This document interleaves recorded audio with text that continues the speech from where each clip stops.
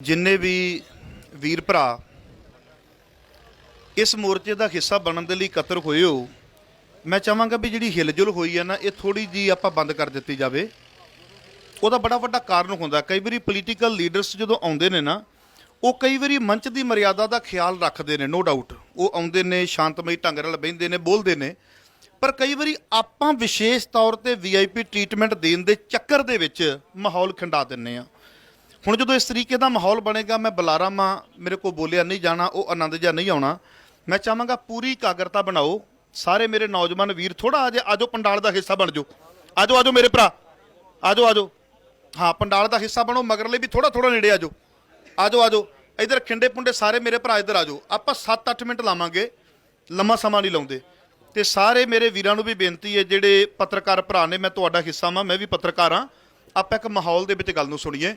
और मैं चाहांगा पहलां सारे गज बज के करिए फतेह दी सांझ ते आखो जी वाहिगुरू जी का खालसा, वाहिगुरू जी की फतेह।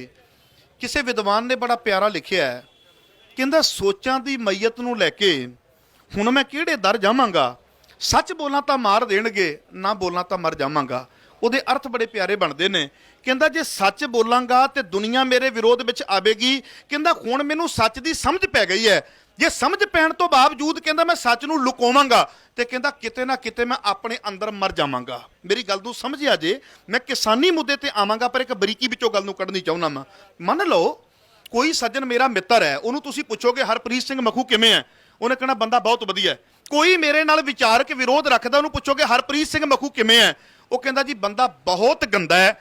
हुण एक चीज़ चेते रखिया, जे जिहो जिहियां विचारां नूं पुछोगे मेरे बारे दसणगे, पर जे मेरी अंतरात्मा की गल करां तो ख्याल करिया जे वो मेरे चंगे तो भी जानू है, मेरे माड़े तो भी जानू है। इस करके सानू अपने आप का जिन्ना पता हुंदा, चेते रखिया जे इन्ना कई बार थर्ड परसन नूं अपने बारे नहीं पता हुंदा। अपने नज़रिए दे नाल कई बार वेखण दा यतन करना पैना। मैं तां ही बेनतियां लगा मैं करन भी अज इत्थे जदों आपां सारे विद्वान सज्जन बोलदे आ, पोलीटिकल लीडर्स बोलदे ने, ते उहदे विच मेन मुद्दा यही रखिया जा रहा है भी कल्ला मत समझो भी जे किसानी बचाउणी है ते ये जिहड़े 3 बिल तो कानून बन गए ने वापस हो जाणगे ते पंजाब दी किसानी बचेगी। असीं बड़े बड़े भुलेखे दे विच आ। ख्याल करिया जे पंजाब दी किसानी बड़े लंबे समय तो डुबदी आ रही है। ਤੁਹਾਨੂੰ ਸਭ ਨੂੰ ਪਤਾ ਹੈ ਕਿੰਨੀਆਂ ਖੁਦਕਸ਼ੀਆਂ ਖੁੰਦੀਆਂ ਆ ਰਹੀਆਂ ਨੇ। ਮੈਂ ਉਸ ਇਲਾਕੇ ਦਾ ਰਹਿਣ ਵਾਲਾ ਮੈਂ ਜਿੱਥੇ ਅਕਸਰ ਚੌਥੇ ਪੰਜਵੇਂ ਸਾਲ ਪਾਣੀ ਆ ਜਾਂਦਾ ਹੈ। ਬੈਂਸ ਸਾਹਿਬ ਸਾਡੇ ਇਲਾਕੇ ਦੇ ਵਿੱਚ ਪਾਣੀ ਆ ਜਾਂਦਾ, ਮਖੂ ਦੇ ਇਲਾਕੇ ਦੇ ਵਿੱਚ, ਤੇ ਮੈਂ ਪ੍ਰਦੇਸ਼ ਵਿੱਚ ਸਾਂ ਤੇ ਮੈਂ ਆਪਣੇ ਪਿਤਾ ਜੀ ਨੂੰ ਕਾਲ ਕੀਤੀ ਕਿਉਂਕਿ ਪਤਾ ਮੈਨੂੰ ਵੀ ਲੱਗ ਗਿਆ ਸੀ ਕਿ ਮੇਰੇ ਇਲਾਕੇ ਵਿੱਚ ਪਾਣੀ ਆ ਚੁੱਕਾ ਹੈ। ਮੈਂ ਜਾਣ ਬੁੱਝ ਕੇ ਆਪਣੇ ਪਿਤਾ ਜੀ ਨੂੰ ਕਾਲ ਕਰਕੇ ਪੁੱਛਿਆ, ਮੈਂ ਕਿਹਾ ਪਿਤਾ ਜੀ ਕੀ ਹਾਲ ਚਾਲ ਨੇ, ਤੇ ਮੇਰੇ ਬਾਪ ਨੇ ਭਰੇ ਗਲ ਦੇ ਨਾਲ ਜਿਹੜਾ ਮੈਨੂੰ ਜਵਾਬ ਦਿੱਤਾ, ਮੈਨੂੰ ਕਹਿੰਦੇ ਆਪਣੇ ਖੇਤਾਂ ਦੇ ਵਿੱਚੋਂ 7 ਫੁੱਟ ਪਾਣੀ ਲੰਘਦਾ ਪਿਆ। ਧਿਆਨ ਦੇਣਾ, ਆਪਣੇ ਖੇਤਾਂ ਦੇ ਵਿੱਚੋਂ 7 ਫੁੱਟ ਪਾਣੀ ਲੰਘਦਾ ਪਿਆ। ਤੇ ਮੈਂ ਆਪਣੇ ਬਾਪ ਨੂੰ ਜਿਹੜਾ ਦਿਲਾਸਾ ਦਿੱਤਾ, ਕਿਉਂਕਿ ਸ਼ੁਰੂ ਤੋਂ ਜੇ ਉਹ ਮੈਨੂੰ ਦਿਲਾਸੇ ਦਿੰਦੇ ਆਏ ਨੇ, ਅੱਜ ਮੇਰਾ ਫਰਜ਼ ਬਣਦਾ ਸੀ। ਮੈਂ ਕਿਹਾ ਬਾਪੂ ਚਿੰਤਾ ਨਾ ਕਰੋ, ਤੁਹਾਡੇ 2 ਪੁੱਤਰ ਨੇ, ਦੋਵੇਂ ਅਸੀਂ ਬੁਲਾ ਰਹੇ ਹਾਂ। ਮੈਂ ਪ੍ਰਦੇਸ਼ ਵਿੱਚ ਬੈਠਾ, ਮੈਂ ਦੂਜਾ ਇੱਥੇ ਬੈਠਾ, ਚਿੰਤਾ ਨਹੀਂ ਕਰਨੀ, ਜੋ ਰੱਬ ਦੀ ਮੌਜ ਹੈ ਉਸ ਪ੍ਰਕਾਰ ਜਾਣਦੇ ਹੋ।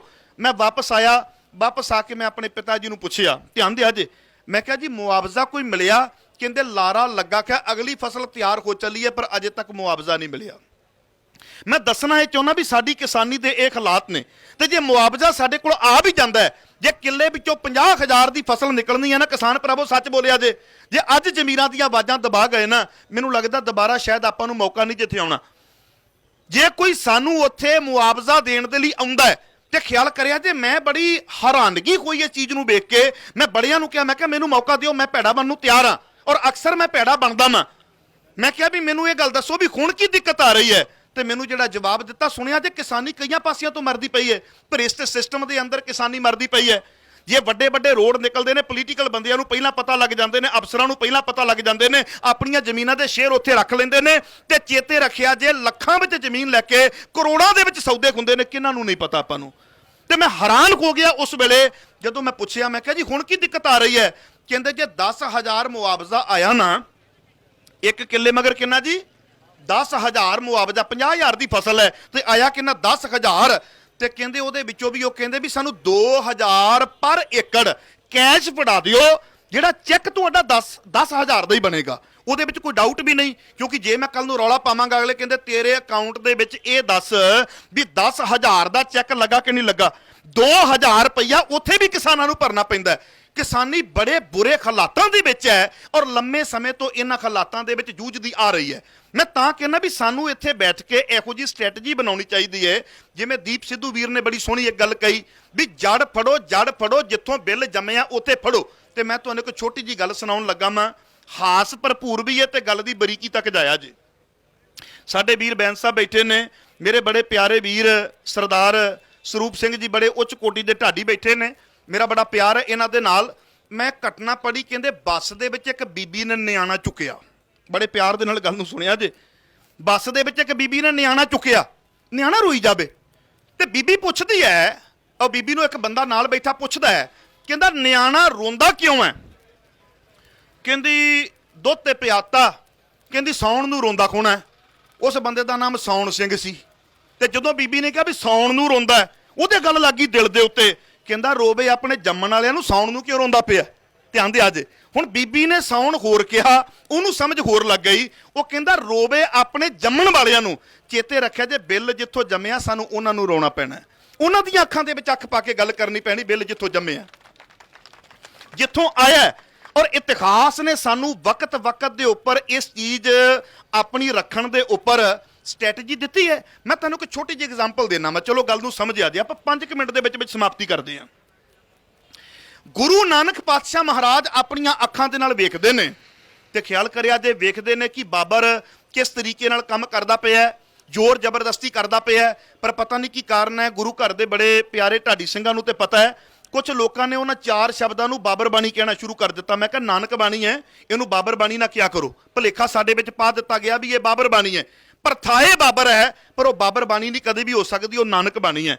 ਚੇਤੇ ਰੱਖਿਆ ਜੇ ਹਿਸਟਰੀ ਨੂੰ ਪੜ੍ਹ ਕੇ ਵੇਖੋ, ਜਦੋਂ ਬਾਬਰ ਆਪਣੀ ਮਨਮਰਜ਼ੀ ਕਰਦਾ ਹੈ ਤੇ ਮੇਰੇ ਗੁਰੂ ਨਾਨਕ ਪਾਤਸ਼ਾਹ ਮਹਾਰਾਜ ਉਸ ਵੇਲੇ ਉਹਦੇ ਪੁੱਟੇ ਹੋਏ ਕਦਮਾਂ ਦਾ ਵਿਰੋਧ ਕਰਦੇ ਨੇ। ਬਦਲੇ ਵਿੱਚ ਬਾਬੇ ਨੂੰ ਜੇਲ੍ਹ ਦੇ ਵਿੱਚ ਜਾਣਾ ਪੈਂਦਾ ਹੈ, ਪਰ ਗੁਰੂ ਨਾਨਕ ਪਾਤਸ਼ਾਹ ਮਹਾਰਾਜ ਕਹਿੰਦੇ ਜੇਲ੍ਹ ਵਿੱਚ ਜਾਣ ਦੇ ਵਿੱਚ ਵੀ ਅੰਤਰ ਹੈ।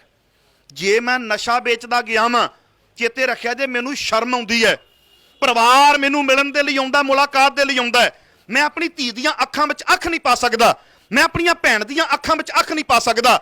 ਪਰ ਜੇ ਕਿਤੇ ਇਹੋ ਜਿਹੇ ਸੰਘਰਸ਼ ਦੇ ਦੌਰਾਨ ਮੈਂ ਗ੍ਰਿਫਤਾਰ ਹੋ ਜਾਣਾ ਵਾਂ ਤੇ ਪ੍ਰਾਊਡਲੀ ਮੈਂ ਲੋਕਾਂ ਨੂੰ ਮਿਲਾਂਗਾ ਤੇ ਇਹ ਵੀ ਗੱਲ ਐਲਾਨੀਆ ਕਹਾਂਗਾ, ਮੈਂ ਕੋਈ ਮਾੜਾ ਕੰਮ ਕਰਦਾ ਜੇਲ੍ਹ ਦੇ ਵਿੱਚ ਨਹੀਂ ਗਿਆ, ਮੈਂ ਆਪਣੇ ਪੁਰਖਿਆਂ ਦੇ ਇਤਿਹਾਸ ਨੂੰ ਦੁਹਰਾਇਆ ਹੈ। ਅਸੀਂ ਜੇਲ੍ਹ ਭਰੋ ਅੰਦੋਲਨ ਵੀ ਕੀਤੇ ਨੇ, ਅਸੀਂ ਇਹ ਸਾਰੇ ਕੰਮ ਕੀਤੇ ਨੇ, ਔਰ ਬਾਬੇ ਨੇ ਸਾਨੂੰ ਦੱਸਿਆ ਉਸ ਵਕਤ ਮੂੰਹ ਦੇ ਉੱਤੇ ਗੱਲ ਕਹੀ। ਚੇਤੇ ਰੱਖਿਆ ਜੇ ਕਈ ਵਾਰੀ ਐਸਾ ਹੁੰਦਾ ਹੈ, ਮੈਂ ਬੋਲਾਂਗਾ ਨਾ, ਹੋ ਸਕਦਾ ਹੈ ਇਸ ਵੇਲੇ ਕੋਈ ਨਾ ਬੋਲੇ, ਮੇਰੇ ਜਾਣ ਤੋਂ ਬਾਅਦ ਕੋਈ ਕਹਿ ਦੇਵੇ ਨਹੀਂ ਮਖੂ ਤੇ ਟਾਈਮ ਪਾਸ ਕਰ ਗਿਆ। ਮੰਨ ਲਓ ਗੁਰੂ ਨਾਨਕ ਪਾਤਸ਼ਾਹ ਮਹਾਰਾਜ ਬਾਬਰ ਨੂੰ ਜਾਬਰ ਉਹਦੇ ਜਾਣ ਤੋਂ ਬਾਅਦ ਵੀ ਕਹਿ ਸਕਦੇ ਆ, ਪਰ ਮੇਰਾ ਬਾਬਾ ਕਹਿੰਦਾ ਨਹੀਂ, ਜਿਹੜਾ ਮੈਸੇਜ ਇੱਥੋਂ ਜਾਣਾ ਹੈ ਨਾ, ਚੇਤੇ ਰੱਖਿਆ ਜੋ ਬਾਅਦ ਵਿੱਚ ਨਹੀਂ ਜਾਣਾ। ਕਿਸੇ ਦੀ ਮੜੀ ਤੇ ਮੂਤਣ ਦਾ ਕੋਈ ਫਾਇਦਾ ਨਹੀਂ ਨਿਕਲਦਾ। ਮੇਰੇ ਬਾਬੇ ਨੇ ਮੂੰਹ ਦੇ ਉੱਪਰ ਕਿਹਾ, ਕਹਿਣ ਲੱਗੇ ਤੂੰ ਬਾਬਰ ਨਹੀਂ, ਤੂੰ ਜਾਬਰ ਹੈ। ਤੇ ਇਸੇ ਪ੍ਰਕਾਰ ਆਓ ਅਗਲੇ ਪਾਸੇ 6ਵੇਂ ਪਾਤਸ਼ਾਹ ਮਹਾਰਾਜ ਜੀ ਦਾ ਵਕਤ ਆਇਆ ਤੇ ਦੀਪ ਸਿੱਧੂ ਵੀਰ ਨੇ ਅਕਾਲ ਤਖਤ ਸਾਹਿਬ ਦਾ ਇੱਕ ਇਤਿਹਾਸਿਕ ਫੈਸਲਾ ਦੱਸਿਆ ਤੁਹਾਨੂੰ। ਮੈਂ ਉਹਨੂੰ ਥੋੜਾ ਜਿਹਾ ਗੱਲ ਨੂੰ ਵੱਡੀ ਲੱਗਾ ਮੈਂ ਕਰਨ, ਕੱਟਣ ਦੇ ਲਈ ਨਹੀਂ ਮੈਂ ਆਇਆ, ਮੈਂ ਤੁਹਾਡੀਆਂ ਗੱਲਾਂ ਨੂੰ ਵੱਡੀਆਂ ਕਰਨ ਦੇ ਲਈ ਆਇਆ। ਮੈਂ ਖਿਆਲ ਕਰਿਆ ਜੇ 6ਵੇਂ ਪਾਤਸ਼ਾਹ ਮਹਾਰਾਜ ਕਹਿੰਦੇ ਹੁਣ ਤੱਕ ਕੀ ਹੁੰਦਾ ਹੈ, ਲੋਕ ਦਿੱਲੀ ਦੇ ਤਖਤ ਦੇ ਫੈਸਲੇ ਡੀਕਦੇ ਨੇ। ਸੱਚੇ ਪਾਤਸ਼ਾਹ ਕਹਿੰਦੇ ਨਹੀਂ, ਸਾਡਾ ਆਪਣਾ ਤਖਤ ਹੋਵੇਗਾ, ਅਸੀਂ ਫੈਸਲੇ ਡੀਕਿਆ ਨਹੀਂ ਕਰਾਂਗੇ, ਅਸੀਂ ਫੈਸਲੇ ਆਪ ਦਿਆ ਕਰਾਂਗੇ। ਇਹ ਸਾਡੀ ਖੁਦ ਮੁਖਤਿਆਰੀ ਸੀ। ਹੁਣ ਅਗਲੇ ਪਾਸੇ ਆ ਜਾਓ, ਆਇਆ ਵਕਤ ਮੇਰੇ ਦਸ਼ਮੇਸ਼ ਪਿਤਾ ਮਹਾਰਾਜ ਜੀ ਦਾ, ਤੇ ਜਦੋਂ 10ਵੇਂ ਪਾਤਸ਼ਾਹ ਮਹਾਰਾਜ ਜੀ ਦਾ ਵਕਤ ਆਇਆ, ਇੱਕ ਅੰਦਾਜ਼ਾ ਲਾਇਆ ਜੇ ਦੁਸ਼ਮਣ ਆਪਣੀ ਬਹੁਤ ਵੱਡੀ ਚਾਲ ਦੇ ਉੱਪਰ ਹੈ, ਕਹਿੰਦਾ ਵੀ 4 ਚਫੇਰੇ ਤੋਂ ਬੜਾ ਵੱਡਾ ਘੇਰਾ ਪਾ ਦਿਆਂ, ਅੰਦਰ ਰਸਤਾ ਮੁੱਕ ਜਾਣਗੀਆਂ। ਸੱਚੇ ਪਾਤਸ਼ਾਹ ਮਹਾਰਾਜ ਨੇ ਆਨੰਦਪੁਰ ਛੱਡਿਆ, ਸਿਧਾਂਤ ਨਹੀਂ ਛੱਡਿਆ। ਇਹ ਚੇਤੇ ਰੱਖਣ ਵਾਲੀ ਗੱਲ ਹੈ, ਬੜੀ ਗੱਲ ਨੂੰ ਬਰੀਕੀ ਵਿੱਚ ਸਮਝੋ ਇਤਿਹਾਸ ਨੂੰ। ਇਤਿਹਾਸ ਪਲ ਪਲ ਤੇ ਤੁਹਾਡੀ ਅਗਵਾਈ ਕਰਦਾ ਹੈ। ਹਾਂ, ਵੱਖਰੀ ਗੱਲ ਹੈ ਕਿ ਸਾਡੇ ਸੁਣਾਉਣ ਦੇ ਢੰਗ ਉਹ ਨਹੀਂ ਰਹੇ, ਸਾਡੀ ਪੇਸ਼ਕਾਰੀ ਨਹੀਂ ਰਹੀ, ਸਾਡਾ ਅੰਦਾਜ਼ੇ ਬਿਆਨ ਨਹੀਂ ਰਿਹਾ, ਸਾਡੀ ਪ੍ਰੈਜੈਂਟੇਸ਼ਨ ਉਹ ਨਹੀਂ ਰਹੀ, ਪਰ ਹਿਸਟਰੀ ਪਲ ਪਲ ਤੇ ਤੁਹਾਡੀ ਅਗਵਾਈ ਕਰਦੀ ਹੈ। ਸੱਚੇ ਪਾਤਸ਼ਾਹ ਮਹਾਰਾਜ ਨੇ ਆਨੰਦਪੁਰ ਛੱਡਿਆ, ਕਿਲਾ ਛੱਡਿਆ, ਸਿਧਾਂਤ ਨਹੀਂ ਛੱਡਿਆ, ਅੰਦਰ ਦਾ ਆਨੰਦ ਬਾਬੇ ਨੇ ਨਹੀਂ ਛੱਡਿਆ। ਖਿਆਲ ਕਰਿਆ ਜੇ ਅਗਲਾ ਪਾਸਾ ਆ ਜਾਂਦਾ ਹੈ। ਮੈਂ ਇੱਕ ਦਿਨ ਉਸ ਪਾਸੇ ਗਿਆ ਤੇ ਜਦੋਂ ਮੈਂ ਦਰਸ਼ਨ ਦਿਦਾਰੇ ਕਰਦਾ ਪਿਆ ਸਾਂ ਨਾ, ਤੇ ਮੇਰੇ ਮਨ ਦੇ ਵਿੱਚ ਇੱਕ ਖਿਆਲ ਆਇਆ, ਮੈਂ ਤੁਹਾਡੇ ਨਾਲ ਉਹ ਸਾਂਝਾ ਕਰਕੇ ਵਿਸ਼ੇ ਨੂੰ ਸਮਾਪਤੀ ਵੱਲ ਲੈ ਕੇ ਲੱਗਾ ਮੈਂ ਜਾਣ। ਮੈਂ ਨਹਿਰ ਦੇ ਕੰਢੇ ਤੇ ਸਾਂ, ਇੱਕ ਪਾਸੇ ਮੈਂ ਦੇਖ ਰਿਹਾ ਮੈਂ ਚਮਕੌਰ ਸਾਹਿਬ ਦੀ ਧਰਤੀ ਨੂੰ ਦੇਖਦੇ ਦੇਖਦੇ ਮੇਰੇ ਮਨ ਦੇ ਵਿੱਚ ਖਿਆਲ ਆਇਆ, ਮੈਂ ਕਿਹਾ ਕਿੱਡਾ ਵੱਡਾ ਜ਼ਿਗਰਾ ਹੋਵੇਗਾ ਜਦੋਂ ਕਲਗੀਧਰ ਪਿਤਾ ਮਹਾਰਾਜ ਜੀ ਨੇ ਆਪਣੀਆਂ ਅੱਖਾਂ ਦੇ ਨਾਲ ਖਿਆਲ ਕਰਕੇ ਵੇਖਿਆ। ਜੇ ਧੀਆਂ ਪੁੱਤਾਂ ਵਾਲਿਓ ਆਪਣੇ ਜ਼ਿਗਰੇ ਤੇ ਖੱਤ ਰੱਖ ਕੇ ਵੇਖਣਾ, ਮੰਨ ਲਓ ਮੇਰਾ ਨਿਆਣਾ ਮੈਨੂੰ ਕਹਿ ਦੇਵੇ ਨਾ ਪਾਪਾ ਮੈਂ ਬਿਮਾਰ ਹੋ ਗਿਆ ਮੈਂ ਆਪਣੀ ਦੱਸਦਾ, ਮੈਂ ਮੋਰਚਾ ਛੱਡ ਕੇ ਵਾਪਸ ਚਲਾ ਜਾਵਾਂਗਾ, ਮੈਂ ਕਹਾਂਗਾ ਆਪਣਾ ਬੱਚਾ ਦੇਖਣਾ ਮੈਂ। ਹਾਂ ਹਕੀਕਤ ਹੈ ਕਿ ਤੁਹਾਡੇ ਮੇਰੇ ਤੇ ਵੀ ਇਸ ਪ੍ਰਕਾਰ ਆ ਸਕਦੀ ਹੈ। ਪਰ ਕਲਗੀਧਰ ਪਿਤਾ ਮਹਾਰਾਜ ਨੇ ਉਸ ਵੇਲੇ ਇੱਕ ਚੇਤੇ ਰੱਖਿਆ, ਜੇ ਆਨੰਦਪੁਰ ਛੱਡਿਆ, ਪਰਿਵਾਰ ਛੱਡਿਆ, ਉਹ ਕਿੱਡੀ ਵੱਡੀ ਸੋਚ ਸੀ ਜਿਹੜੀ ਸੋਚ ਬਚਾਈ ਤੇ ਬਚਾ ਕੇ ਤੁਹਾਡੀ ਮੇਰੀ ਝੋਲੀ ਦੇ ਵਿੱਚ ਪਾਤੀ। ਉਹ ਅੱਜ ਸੋਚ ਕਿੱਥੇ ਆ ਮੈਨੂੰ ਦੱਸ ਕੇ ਜਾਇਆ। ਅੱਜ ਅੰਦਾਜ਼ਾ ਤੇ ਕਦੀ ਲਾ ਕੇ ਵੇਖੋ, ਅੰਦਾਜ਼ਾ ਕਦੀ ਲਾ ਕੇ ਵੇਖੋ। ਮੇਰੇ ਵੀਰ ਰਟੌਲ ਸਾਹਿਬ ਬੜਾ ਮੈਨੂੰ ਪਿਆਰ ਕਰਦੇ ਨੇ, ਬੈਂਸ ਸਾਹਿਬ ਦੀ ਪਾਰਟੀ ਦੇ ਨਾਲ ਨੇ, ਪਰ ਮੈਂ ਜਦੋਂ ਉਧਰ ਜਾਣਾ ਵਾਂ ਮੈਨੂੰ ਲੰਗਰ ਪ੍ਰਸ਼ਾਦਾ ਸ਼ਿਕਾਇਤ ਬਣਾ ਨਹੀਂ ਭੇਜਦੇ। ਮੈਂ ਉੱਥੋਂ ਦੀ ਜੇ ਤੁਹਾਨੂੰ ਇੱਕ ਛੋਟੀ ਜੀ ਘਟਨਾ ਦੀ ਸਾਂਝ ਕਰਵਾਵਾਂ, ਕਿਹਾ ਜਾਂਦਾ ਹੈ ਵੀ ਜਦੋਂ ਕਲਗੀਧਰ ਪਿਤਾ ਮਹਾਰਾਜ ਜੀ ਨੇ ਆਪਣੇ ਸਾਹਿਬਜ਼ਾਦਿਆਂ ਦਾ ਇਤਿਹਾਸ ਨੂਰੇ ਦੇ ਕੋਲੋਂ ਸੁਣਿਆ ਤੇ ਸੱਚੇ ਪਾਤਸ਼ਾਹ ਮਹਾਰਾਜ ਨੇ ਕਾਹੀ ਦੀ ਜੜ ਪੁੱਟੀ ਤੇ ਕਹਿ ਦਿੱਤਾ ਸੀ ਇਸ ਵੇਲੇ ਇਹਨਾਂ ਜ਼ਾਲਮਾਂ ਦੀ ਜੜ ਪੁੱਟੀ ਗਈ ਹੈ। ਮੈਂ ਇੱਥੇ ਇੱਕ ਛੋਟੀ ਜੀ ਬੇਨਤੀ ਕਰਦੇ ਹਾਂ, ਕਿਤੇ ਇਹ ਨਾ ਸੋਚਿਆ ਜੇ ਵੀ ਉਹ ਡਿਸੀਜਨ ਇੱਕ ਮੋਹ ਦੇ ਵਿੱਚੋਂ ਨਿਕਲਿਆ ਸੀ ਵੀ ਆਪਣੇ ਬੱਚਿਆਂ ਦਾ ਸਵਾਲ ਹੈ। ਖਿਆਲ ਕਰਿਆ ਜੀ, ਇਤਿਹਾਸ ਨੂੰ ਬੜੀ ਬਰੀਕੀ ਵਿੱਚ ਜਾ ਕੇ ਪੜੋ। ਜਿੱਡਾ ਤੁਹਾਡਾ ਮਹਾਨ ਇਤਿਹਾਸ ਹੈ ਨਾ, ਉਹਨੂੰ ਉਸ ਪੱਧਰ ਤੇ ਜਾ ਕੇ ਦੇਖਣ ਦਾ ਯਤਨ ਕਰੋ। ਸੱਚੇ ਪਾਤਸ਼ਾਹ ਨੇ ਇਸ ਕਰਕੇ ਨਹੀਂ ਸੀ ਕਿਹਾ ਵੀ ਇਹਨਾਂ ਦੀ ਜੜ ਪੁੱਟੀ ਗਈ ਹੈ, ਵੀ ਇਹਨਾਂ ਨੇ ਮੇਰੇ ਬੱਚੇ ਸ਼ਹੀਦ ਕੀਤੇ ਨੇ। ਸੱਚੇ ਪਾਤਸ਼ਾਹ ਮਹਾਰਾਜ ਕਹਿੰਦੇ ਨਹੀਂ, ਇਹਨਾਂ ਨੇ ਬਾਪ ਦਾ ਬਦਲਾ ਉਹਦੇ ਬੱਚਿਆਂ ਦੇ ਕੋਲੋਂ ਲਿਆ। ਸੱਚੇ ਪਾਤਸ਼ਾਹ ਕਹਿੰਦੇ ਇੱਥੇ ਬਸ ਨਹੀਂ, ਇਹ ਕੁਦਰਤ ਦੇ ਨਿਯਮ ਦੇ ਉਲਟ ਚੱਲੇ ਨੇ।